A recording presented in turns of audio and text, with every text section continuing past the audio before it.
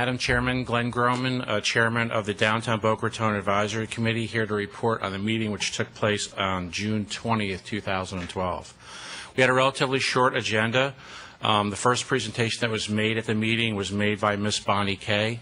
She's also going to be making a presentation to you this afternoon, so I won't steal any of her thunder. She gave us an update on the upcoming events, including ongoing preparations for the second annual Meet Me on the Promenade event, which is scheduled for October 26th to 27th, 2012. And one note as far as downtown marketing efforts are concerned, just a comment.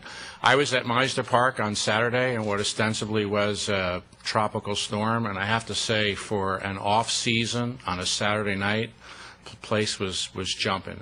All the restaurants were packed. The IPIC theater was packed. There were people everywhere, and the weather was just horrible. So I think that downtown marketing is working rather well. The second item that was on the agenda that we discussed, and there's a handout that I gave to the clerk, which is a picture of a sign that's located in West Palm Beach. We discussed, and we're going to have ongoing discussions about downtown signage. But one of the items that we discussed was prospective signage to actually indicate where the downtown is, as opposed to what's going on in the downtown.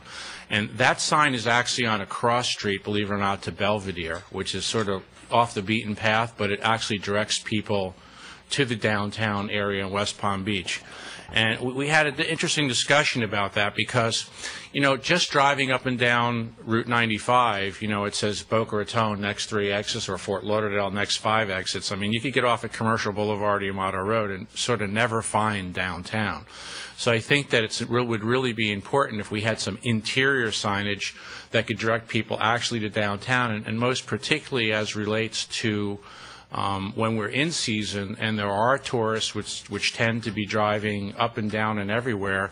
We might get some significant play off that kind of signage to bring people down to say, hey, I've heard of Boca Raton, let's stop in there and check out what's going on, as opposed to trying to guess what exit to come off 95. So that's just a little commentary on that.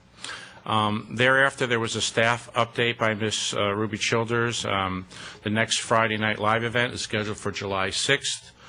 In Sandward Square. It will feature the Florida Panthers.